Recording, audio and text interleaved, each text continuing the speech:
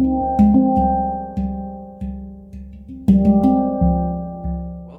Let's do this. Hi. So my name is Leo from Restorative Hypnosis, and I get a lot of questions on DMs and before people book or after they book about concerns and things they have going through their mind before they jump into something like this. So I brought my friend Emily, who has had a session a few months ago and is a Reiki practitioner in Austin, to just help walk me through the main questions that I get. So your session was like 6 months ago or something like that, right?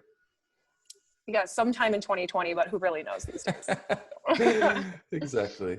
And you actually did your session on Instagram Live for the whole world to see. Yeah, it was crazy. Probably one of the bravest things I think anyone can possibly do in this world is an Instagram Live hypnotherapy. So let's just dive into the main questions that I get, and we'll just get a little bit of your feedback, some of your experience, and we'll just roll from there. So what exactly do I need hypnotherapy for? So you would come to a hypnotherapist for basically anything that you would see a regular therapist for: stress, anxiety, sleep, relationship issues, early life trauma, anxiety about something in the future even. Really, most people think of hypnotherapy as clinical hypnotherapy. It started with losing weight, stopping habits like smoking and things like that. But the field has really evolved into a much wider and expansive experience. And I think the thing that I'm most well known for is the kind of spiritual side of it. So a lot of times in sessions, lots of other things happen. Some people will go to past life memories.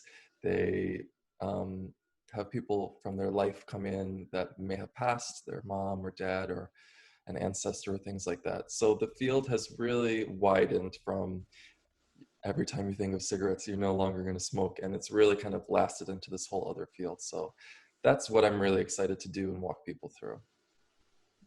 Yeah, to say the least. I would say you take it a little bit deeper than the average hypnotherapy session. Yeah, we definitely, I don't put any restrictions on it. I'll put it that way. I think that in a session, you can really only take a client as far as your mind, your consciousness is ready to go. So I think that whoever you do this journey with, whether it's me or someone else, just really check them out and see, is this person someone that I'm aligned with? Are they going to be able to guide me through some of the complexities and intricacies of my life and my belief system? Okay, so just curious how this works on Zoom. I don't know if it's any different, but would just love to hear more insight on that because mine was in person. So I'd love to hear how it goes on online. Yeah, the Zoom sessions were something that I personally resisted doing for a long time, actually. I was like, no, I want this to be very personal, very in person. And then when I started to do them, the more I did them, the more I actually enjoyed them. And they really have the same outcome. The benefits are exactly the same. So I say that if you're open to it, go for it, because that's the main thing, is that you're willing to give it a shot. And a lot of my clients that have had in-person and Zoom sessions actually prefer the Zoom sessions because they're in their own home. They're more comfortable. They feel good. They know the sights and smells and sounds all around them. They get to be in their own bed. And so there's a little bit more of a tech side of it on your end that you have to get it set up. Where do you want the camera to be and things like that. But after we do that together in 5 minutes, we get it out of the way and you're set. And they're really incredible because the thing that I didn't anticipate working so well with the Zoom session is that with the headphones, you actually hear my voice 360. It's like I'm in your mind for the whole time. Whereas in person, sometimes we speak softly and I move around the room. So you only hear me kind of, if I'm on one side of you, you hear me through that ear mostly, right? Mhm. So with Zoom, you really feel like it's a much more immersive experience. And I just think that people are comfortable being at home. So a huge thing that I was really worried about is not being able to be hypnotized. And I've heard it with friends too. Like, what if I can't be hypnotized? Or is there something I can do to make sure that I can? Just walk me through that, because that really worries me about it. Yeah. This is probably the main question that I get the most is I'm very analytical, I'm very in my own mind, or my anxiety or stress levels are so high that I don't think that I'm going to be able to get into a relaxed enough state to have this experience. First of all, I have my practice in Manhattan, so I have probably the most analytical and type A and, all that stuff. I have that clientele. So I'm very prepared for people that are very in their mind and logical, analytical thinkers. So the thing that I tell people is that if you're open to the experience, that's all you really need. There are a lot of tools that I use with breath work and things like that that force your nervous system to relax. You have no option with some of these techniques except to start letting your muscles relax, letting your body relax. And it's really not about turning your conscious mind off or going to sleep or lifting out of your body or having this extremely relaxing experience as it is just turning the unconscious mind on. So it's more like leveling the playing field a little bit instead of dropping part of your mind off. So in hypnosis, you're still going to have this level of awareness that we're speaking with right now. So in a way, in the beginning, people always tell me that they felt a little bit clumsy in the first few minutes because when you're navigating memories, it almost feels like there's two brains speaking to you, two inner voices. And in a way, it is kind of, you have your analytical mind that's there going, oh my gosh, what's going on? Am I safe? Is this really happening? Is this a true memory? Did I make part of this up? Did I really say that? That part of your mind has kept you safe all these years. There's no way to really shut that part of your mind off unless you have a ayahuasca experience or something similar where you take something that really elicits that response in your brain where you're in a completely different realm. So Mhm. without any chemicals, you're going to have the analytical part of your mind there, and it's not your enemy. It's always going to be there. That's totally fine. What I tell people is just go back to the feelings, go back to any of the senses that you're experiencing.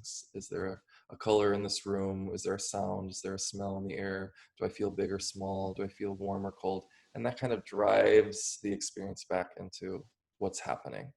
And for people that are really afraid that they cannot get hypnotized, again, you just have to be open to it. And that willingness is really all you need. And I personally do a much longer induction than most hypnotists, just so people get warmed up, they get comfortable. We do like practice back and forth things so that you're not going from sitting in the chair to talking about a memory. There's a lot of little steps along the way, and I'm always gauging how the person is doing and if they need to go a little bit deeper, if they need more time, if they need more relaxation or more breath work, things like that. So it's really just something that you're going to have to set in your own mind that you're open to it, and that's kind of it.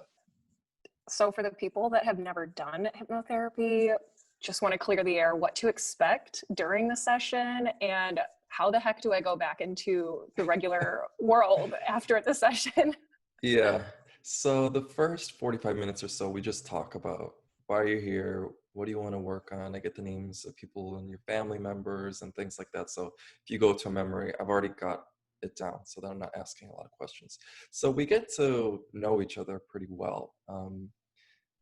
45 minutes talking about yourself, you can get through a lot of material actually. It doesn't sound like a lot, but when you're in that environment and things are just flowing, you really get a lot out and you get to know that person.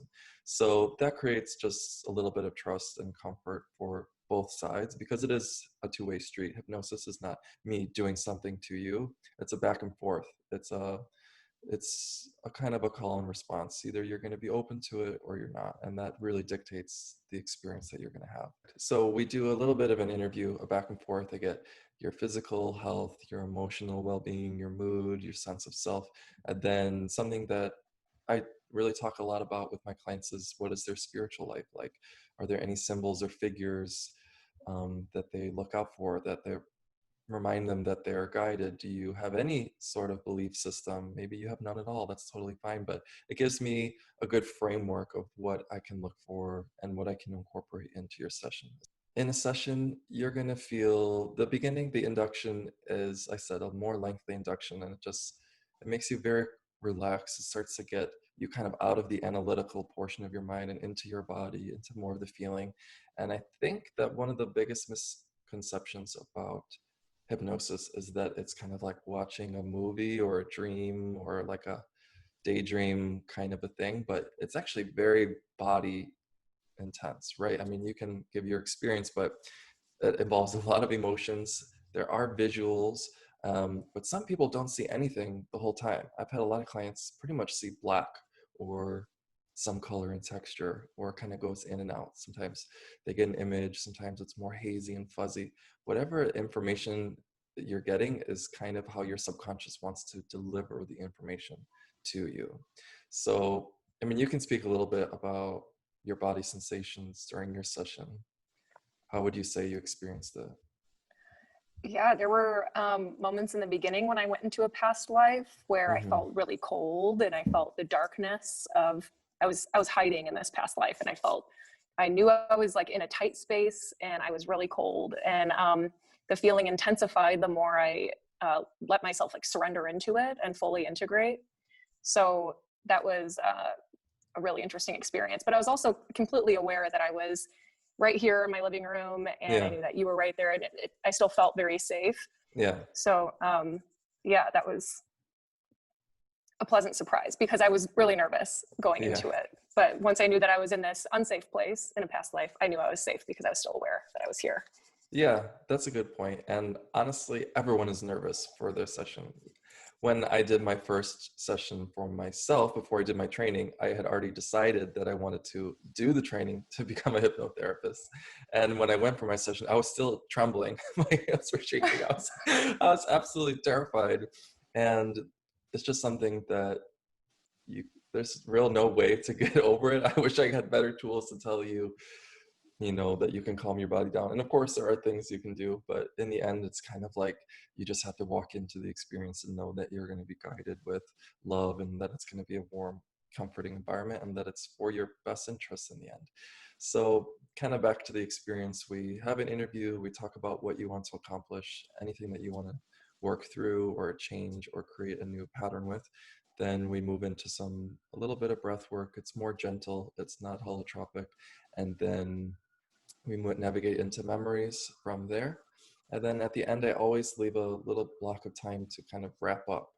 How do you feel about where you went? How do you feel about your journey? Kind of like putting all the pieces together.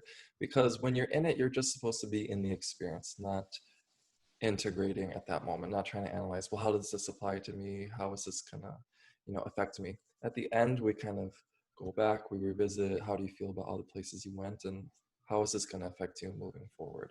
And I realized that that's actually kind of unique. There are a lot of hypnotists that I know that don't do that part at the end because they don't want to impart any of their opinions on your experience, and they finish the session, they wash their hands, and they say, good luck. But I'm trying to offer a little bit more integration because there's not a lot of people that have had this kind of experience. So I don't want it to be isolating or fleeting or lonely. So I want to really give them some time to process, ask any questions that they have, and then offer follow-up things that they can do to really let the healing sink in. Yeah, especially for me, after having a conversation with my late father in my session, that was just kind of a oh my Yeah. gosh moment. It was took me a few days to really come back from that, and having you Yeah. available made it a lot better, and it helped me apply everything I learned into my life so much more. So the things that I offer for people are hourly check-ins. Some people buy packages so that they can take their time and not do so much in one session, that they can kind of spread it out and also be on their own schedule with it. Sometimes you want to do a session and you don't want to do another session for 6 months. Sometimes you want to do one a week for 3 or 4 weeks, and consciously kind of the things you want to work through, but you don't want to do it all in one day. And the other thing that I started to offer people is that after their session, I kind of look back at everything that they did, and I make them a meditation that they can listen to every night before bed, and that kind of reviews everything. So for you, it would be, connect with all the lessons you learned in that past life, remember X, Y, and Z, and how it applies to you now, and how you don't need to keep that pattern of loneliness and isolation from that lifetime. Remember that you're free of that, things like that. Or when we were speaking with your dad, when things like that happen, I always ask, how can they connect with you more? And they always give an answer. And I think your dad said something with a flower, if I remember right. Sunflowers and the wind. So sometimes you get those hits, you get the information, but you don't always remember all the details. So it's just nice to have it all condensed in one thing that you can listen to as often as you want. And that just helps. Also, because your brain is used to my voice, it also re-triggers the chemicals that your brain released during that session and helps your mind get into a more relaxed state because you had this experience listening to my voice and having this deep state, right? So your mind kind of is already trained for that experience. So when you listen to it, it kind of just reignites all the healing work that you did in your session. And I find that to be just a nice add-on for people. So we had the session, we have a ton of information now, lots of data collected. Yeah. Now what? How do I integrate it? Yeah, so I tell people that you're going to get a huge block of information with your sessions. So what you do beyond that is up to you. It's kind of like if you run a marathon but then don't exercise or eat well for the next month, then it's kind of like you had an incredible experience. It's a great accomplishment. You did a wonderful thing, but in order to have long-term results, you need to be doing something consistent. You need to keep up the work, and it could be as simple as 5 minutes, 10 minutes a day of just carving out some time to just be alone with you. The things I recommend for people are, I have lots of meditations on Insight Timer. If you want me to create the personalized meditation for you so that it's very specific to your session, that's really the best. And I always give people some tools in their session, whether it's something with NLP, tapping, just I have a lot of tools to help coach your unconscious mind. And I give people always something practical they can do throughout their time after, but you have to do it. Like this is as magical as it is, it's not a magic wand for everything. And you still kind of have to, like, I pass the baton to you and you have to move forward and continue that work, right? It's kind of the same with everything. It's the biggest thing. It doesn't have to be complicated. It doesn't have to be complex. It doesn't have to be hours a day. It can literally be 10 minutes before bed, a little bit of breath work, listening to binaural beats, and journaling for 5 minutes. And just clearing your field before bed and giving your mind the space to integrate. If your mind is full of stress and anxiety before bed every night and you're doing nothing before bed to clear, then all this other information you just put in your mind, it's going to take more time to sink in and get the healing because it has to go through all those layers that you are accumulating yourself into your mind. Does that make sense? Yeah. Yeah, it's like releasing all the fog that's between you and being able to save all of that information. Yeah, exactly. Well, kind of an embarrassing question. I'm really worried I'm going to say something that I wouldn't normally say. And I'm just like worried about having control Yeah. over. Yeah, it's another one that I get a lot. So what I tell people is that your session is really guided by your unconscious mind, which is more than 90% of your brain. And also, I like to say that the kind of puppet master of the whole thing is really your higher self. So if something is revealed to you, it's revealed by your subconscious mind and your higher self that knows you the best, and it's never going to give you something that you can't handle. That being said, if I do have people kind of start to see the memory coming, they know where it's going, and they're not ready to process that or dive into that in that moment. Maybe we did a lot of other heavy things and they're just kind of like already inundated with everywhere else we went, and they see this memory with mom coming up that they are just don't really have the time or energy to give it exactly what it needs, and they let me know, and that's totally fine. We clear it away and we go somewhere else. Like I said, it's very back and forth. I'm always checking in with people. Do you feel this is complete? How do you feel about this? Do you want to go further into it? You want to move and do something else? And there's always the option to not follow through with where it's going, and you can just let me know and it's totally fine. And it happens. We just work on something else. And on top of that, your body is also in control. You can laugh, cry, get up and use the bathroom. Like I have people point a lot of times, where do you feel this in your body? My shoulder, my chest. Okay, well, point with your finger so that I know exactly. And you're not a dead weight. It's not about being perfectly still and silent. It's much more interactive than I thought before I did this. To be honest, I thought it was very just like you're getting sleepy and you were kind of in a haze. But actually, it's almost like it's more like an implosion. You're going so within yourself. You're going into such stillness that your answers become available to you and become clear. It's like a very deep meditation where you're in actually more clarity than it is hazy. So why are these sessions so long? Yeah, I know. I get this a lot. People are like, 4 hours? Really? Yeah. Um, because I want this to be a really deep and enriching experience for people. And that just takes time. I want to really get to know them in the interview. I want to know what they want to work on. And I want to give extra time for the induction so that people feel very comfortable and that they have some practice and that they don't feel rushed. And then I want to also give some flexibility on navigating the memories because some things just take longer than expected. Some are very quick. You really have no idea what's going to come up. So I don't want to be there looking at my watch trying to rush you along Right. in your session because I have someone after or something like that.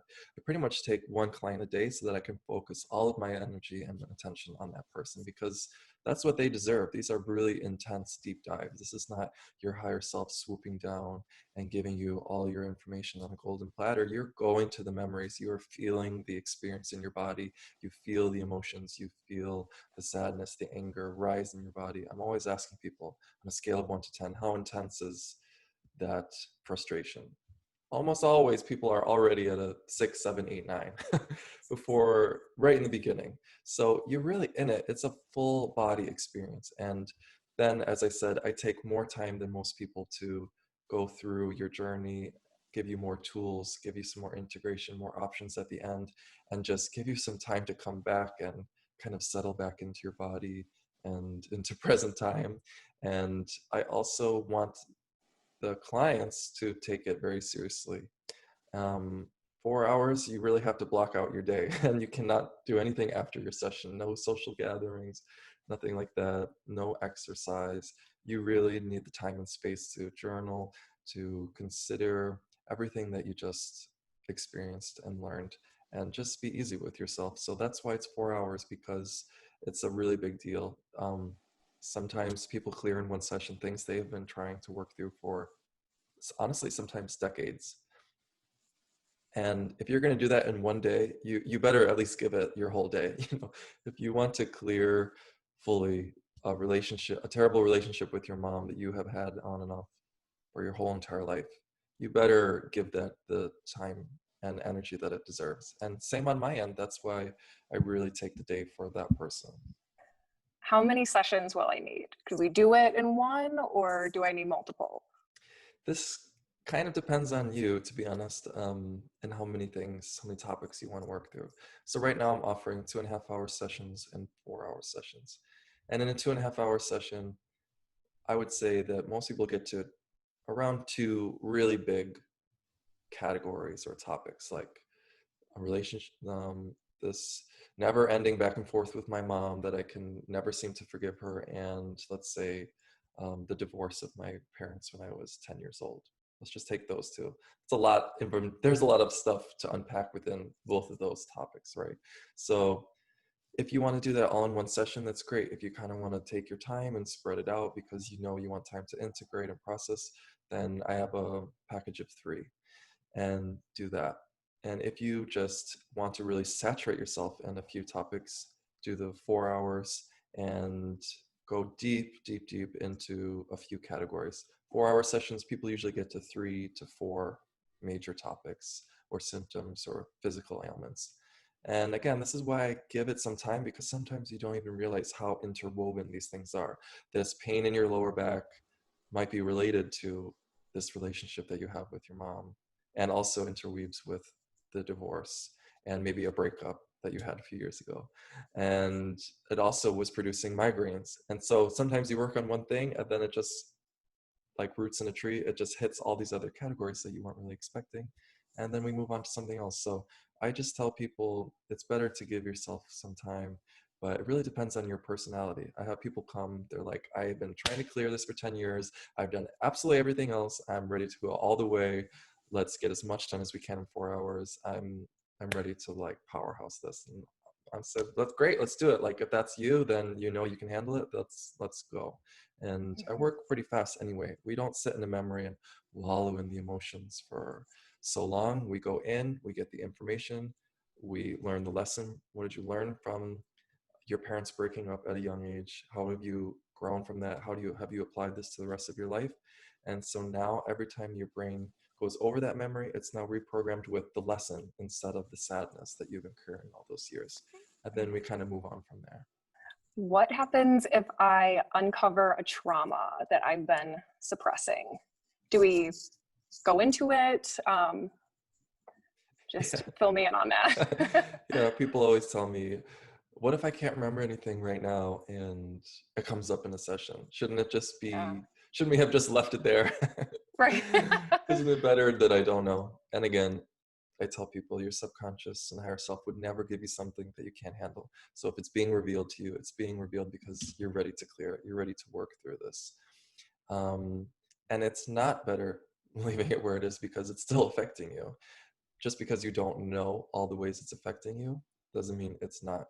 So some things that might seem completely unrelated in your mind, like poor nutrition and eating habits, you would never attribute to something that happened when you were 3 years old that you can't remember consciously. But then when you go back to it in hypnosis and you clear that, and suddenly your whole diet changes because you now know deep in your bones that you are worthy of love, that you have community, that your parents did not abandon you, that it's just a perspective you had when you were 3 years old. And now you got to bring your everything that you know now back into your 3-year-old self and really integrate that inner child healing with present day you.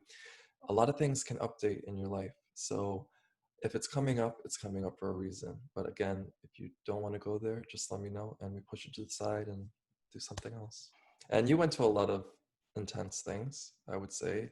How was that experience for you, going to things that were, pretty troubling? Sure. Yeah. I do remember entering one memory that I revisit actually quite often with my traditional psychotherapist. And I entered it and I just remember changing my mind in the middle of it, like, we've been here before. I don't want to deal with this right now. And I stepped out with you. And then we entered other ones where I was able to find Yeah.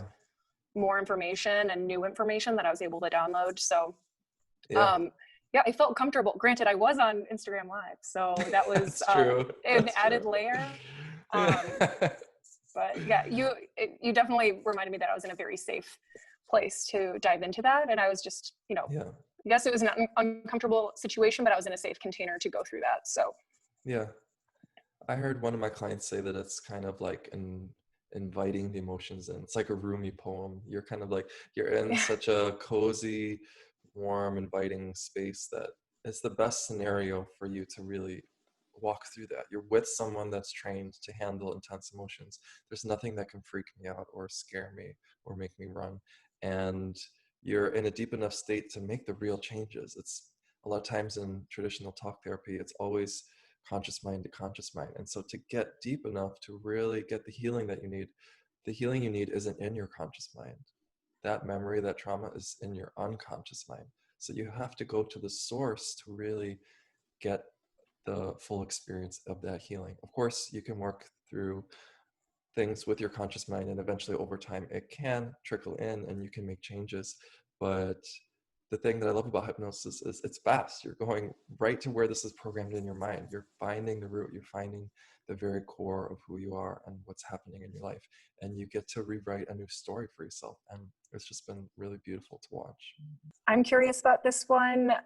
Frankly, I don't really know the difference between past life regression and hypnotherapy. If you could give me a rundown of that. What's interesting is that people in a hypnosis session many times go to a past life memory. Yours, for example, you went to, right out the gate, you went to a lifetime when you were a little girl in Europe as a Jewish person. And that was a very real, intense experience for you. And you needed to have that in the beginning because it kind of looped everything else in that you did after. So people, the arc of where they go sometimes makes absolutely no sense until the very end, and then it kind of all comes together, the story, and it's like, oh, now I understand why I had to see that first, because it set me up for everything else that was revealed to me after. So people that book a past life regression, I always first tell them to do a hypnotherapy, because there's usually enough to clear here in this lifetime first to look at and address, and that just sets you up to have a better past life regression. But essentially, hypnotherapy is mainly for this lifetime, for things that you feel stem from your current life. You know that you had a car accident and that it was very traumatic, and it had a not only a physical reaction for your body, but you're still kind of processing from it emotionally and spiritually. Or you lost a loved one and you're still grieving and you haven't gotten over them, and it's affecting you. You know, things that you can really pinpoint to this lifetime. Past life regressions are great for people that feel they have a symptom or an emotion or a reoccurring thought or image or even dream that feels very real but seems like it has no correlation to their life. Um, Past life regressions are not just a joyride for people to come experience for entertainment. It is also for healing, because the symptoms for your past lives, if they are not resolved and kind of that chapter is closed, then they can continue into this lifetime. So people have found physical pains, emotional disturbances, anxiety, stress, things like that, that have carried over from how they died, or things that really weren't put to rest in that lifetime, still affecting them in present time. The only way I can really describe this is all of time is really happening at once. So that moment is still happening now and integrating with your spirit into your present day form. And it's best not to wrap your head around that too much. It gets very kind of confusing and jumbling. But all I can say is that people that want to book one, start with a hypnotherapy, see what you want to dive into now, because more likely than not, you might be surprised that something was affecting you from childhood that is producing an effect now. So it's very quick for us to think, oh, this must be from a past life, because I can't imagine what it would be from. But again, sometimes it's not very logical. It doesn't always make sense. And that's the best part about hypnosis. You get to kind of string all these things together in a way that your subconscious mind delivers for you. And so the difference is kind of like, let's say your past lives are like going to the library of your soul and pulling out a book from all the different lifetimes you had. And hypnotherapy is just focused on your present incarnation. Anything else you offer? Yeah, I offer spiritual counseling, for lack of a better word. Essentially, I was always looking for someone that I could just check in with once a week, once every other week, once a month. Just, I knew that I was on a path and I had a lot of questions, and I didn't want someone to give me the answers, but I wanted someone that's kind of walked this path to just be a reflection for me, to have resources, to have just like a back and forth, like, hey, I tried this thing, X, Y, and Z worked really well, but breath work did nothing for me. Or I keep doing the tapping, but I'm not noticing any differences. Like, what else should I try? Is there a step that I'm missing? Or just more existential things that I didn't always want to rely upon my network, because sometimes I was going through something, it was very intense, very spiritual, and I knew that my close friends or family maybe didn't have that experience. So they didn't have a lot to say. They could offer me empathy, they could listen to me, but I needed just something a little bit deeper, a little bit more rich, with someone who's kind of like walked through that fire already. So I just offer that service so that I could be that person for other people, essentially.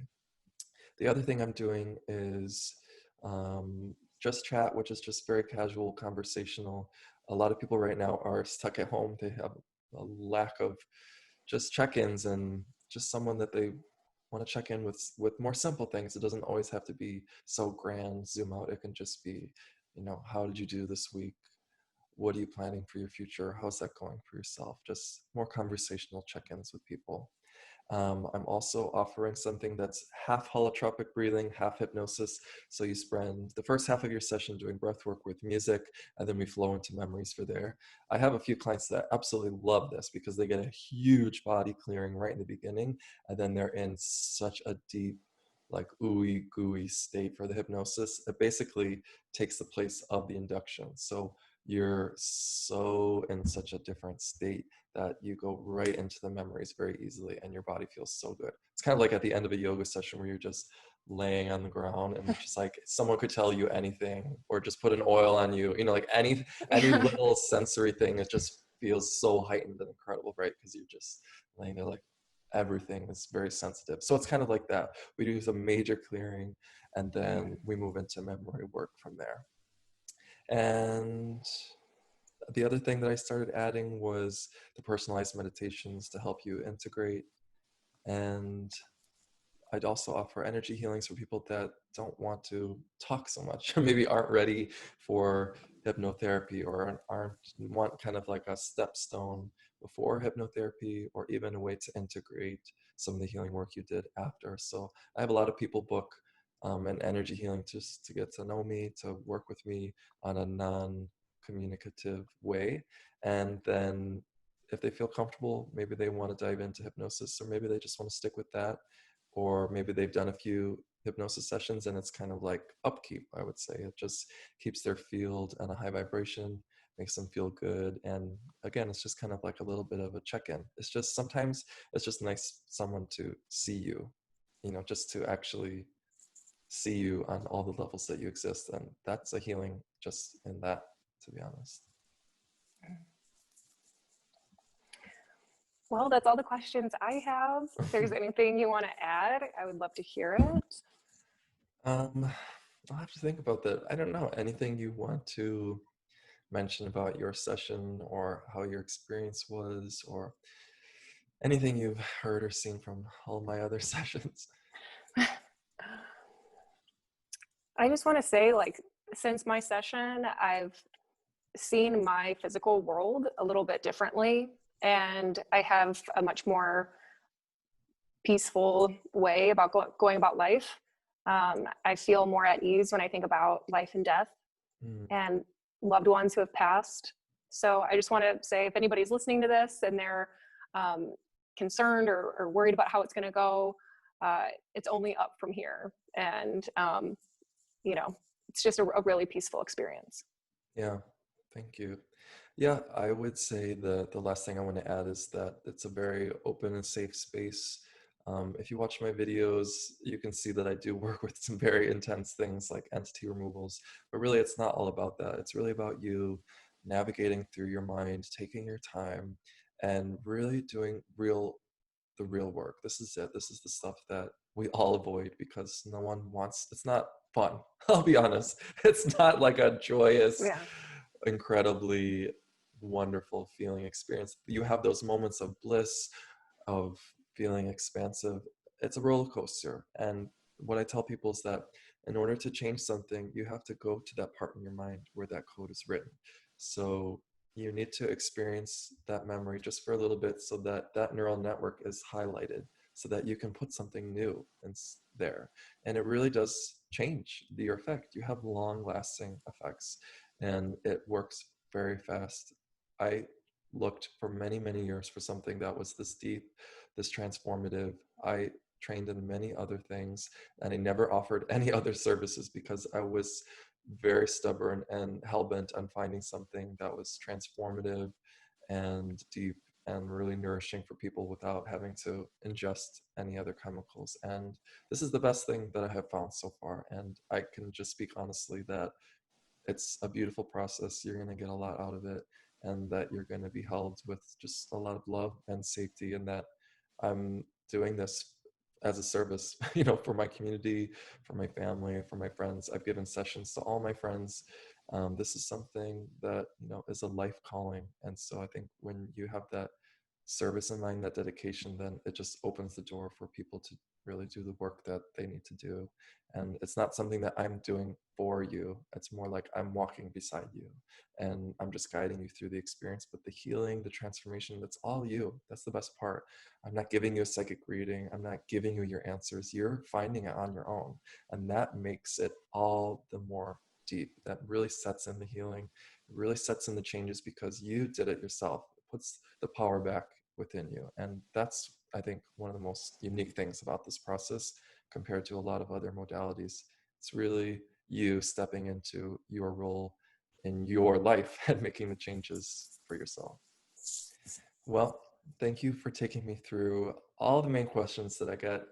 Could really talk about this all day long. There's so many stories and endless bits of information, but I'm going to try and keep this short and just let people know, if you have questions, reach out, let me know what you need, and I'll see you on the other side. Thank you, Leo.